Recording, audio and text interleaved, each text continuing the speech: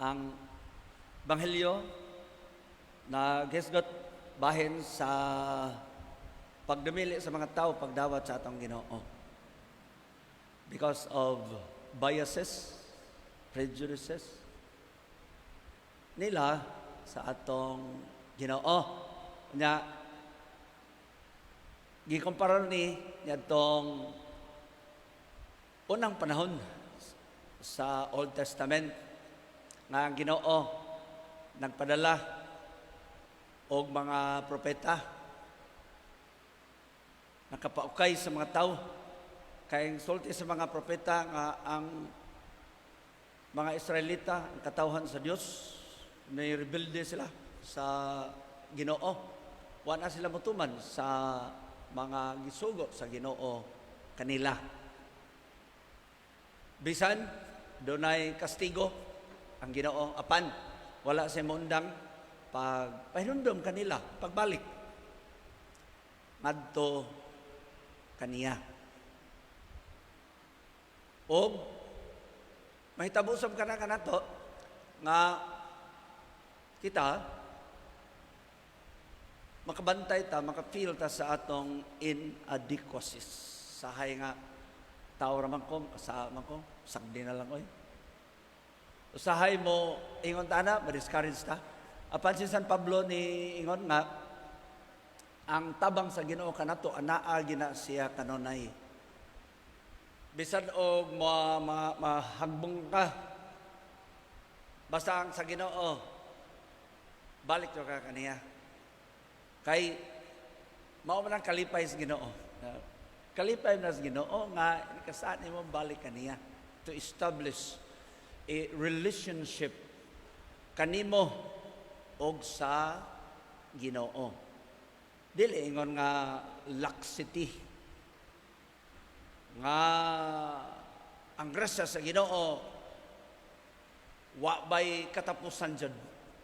Tinuod way katapusan apan aduna siya'y iyang tumong nga in the end adto jud ka sa Ginoo. Tinuod higugmaon ka sa Ginoo kay ang nature sa Ginoo is love. Unya di sagda makaingon nga mahimo kang kontra sa Ginoo. Wa may kontra ang Ginoo, sa yawa di man gani niya kontra. Luoy gani sa yawa sa may aging ebanghelyo. Nihangyo ang yawa niya. Luoy man siya nga Ginoo pasudlan mi sa mga baboy. Ginoo lakaw mo. So sa mga baboy kaluoy ito sa Ginoo. Tinuod wa tay dili ta kontra sa Ginoo, unsa man ta? Mga anak kita sa Ginoo. Mao na ipadaan niya ang anak nanudlo, nagwali, nag-ayo sa mga masakiton. But in spite of that, ang iyang kaugalingon nga mga katagilungsod wa motoo kaniya. Rejected siya. Pero ba siya magluod? Ni wali magyapon siya. Nakahimo siya mga milagro, mga gagmay ra kay milagro. Ingnon lang natong ponga. Dili gyud mga dagkong mga sakit. Giayo sa Ginoo. Ang giayo sa Ginoo karang mga noka, kabahong. Ang mga gagmay ra.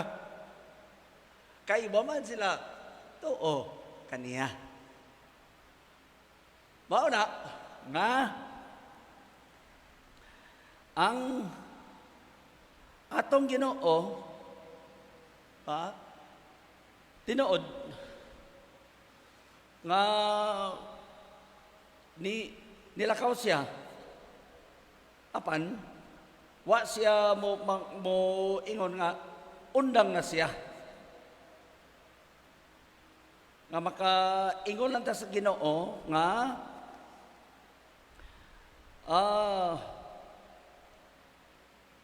mauna ang iyahang style sa Ginoo nga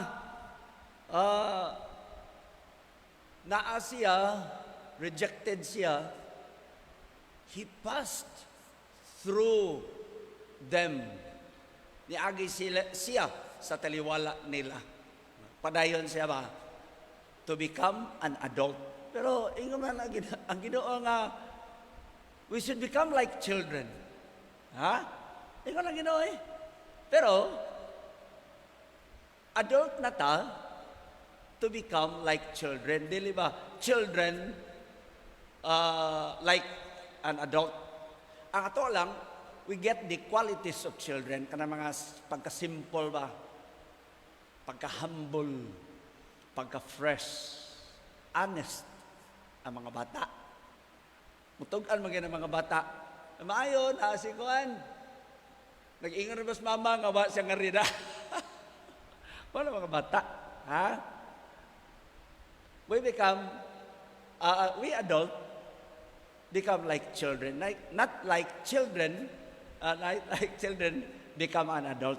Kaya og sige tag children, unsa may mga dagkong butang nga imong mahimo. Ang naghimo ni mga building, mga tanan, mga adult man. But we should be like children. We should have the qualities of children. Karon, mga tao, critical kayo ba? Critical kayo.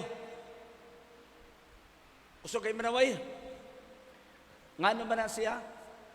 Ang uban niya na, because of too much understanding, too much intimacy, closeness, mo na nga critical kayo ka ba? Humo ka kayo manaway, o niya, o wingon ka, o mahisgot ka, mahimo kang dako kayo nga santos, di ka mahimong holy. Kung imong kauban ang imong brother, hibaw ba imong brother, hibaw na mo na?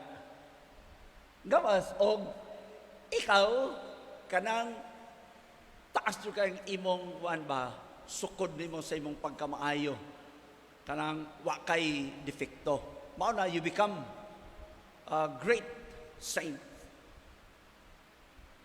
Pero, ang tao, og pangutan-on ang iyang attendant, di yun mga problema nga mahimo kang santo. Ha? O ang imong kuyog-kuyog suod nimo lisod kayo. Mao na siya nga moingon ta makasabot ta sa mga tao sa gibuhat sa Ginoo. Mao na ikaw ug ako unsa man ka? Are you critical or what? Unsa man ang imong standard sa imong pagkatao? Ang Ginoo mismo sa ako nang ingon ganiha, wa siya, he is not an avenging God ni Satanas. Wa niya patya si Satanas aron mawat na. He let go Satanas kay aron ang tao sa hinahinay mahimo siya nga maayo, malig-on siya ni ana. Dili nga iyang kontrolahon gyud si Satanas. Wa na. Unsa pa may challenge nimo sa imong pagka maayo? Mao na kitang tanan na agitay atong mga apan na kay defekto nimo. Nganong wa man ka patyas Ginoo, nganong wa man ka piangi, nganong wa ka himuig daotan sa Ginoo, kay nitahod ang Ginoo sa imong freedom. Mao kana mga kaigsoon nato nang hinumduman, rejected siya. Wa siya motawag og kilat dugdog ipakaon tong mga tawo. Kausa ang iya mga tinunan ingon, Ginoo dita paagyon. Ato na sila wanag kayo ayaw ari lang ta skilled agi. Let the people learn nga makat-on ta ba. Nga ang presence sa Ginoo is very important og naa ganing Ginoo naa ginay blessing. Inaut-unta nga makahuna-huna ta ni ana, di ta ma-discourage unya og makahuna-huna na ka na say maingon sobraan man sa nimong paninguha, sobra makakamaayo. Mao na daghang kay mga butang, but we always trust in God. God is loving, God is merciful. Sa ngalan sa Man, sa Anak, sa Espiritu Santo. Amen.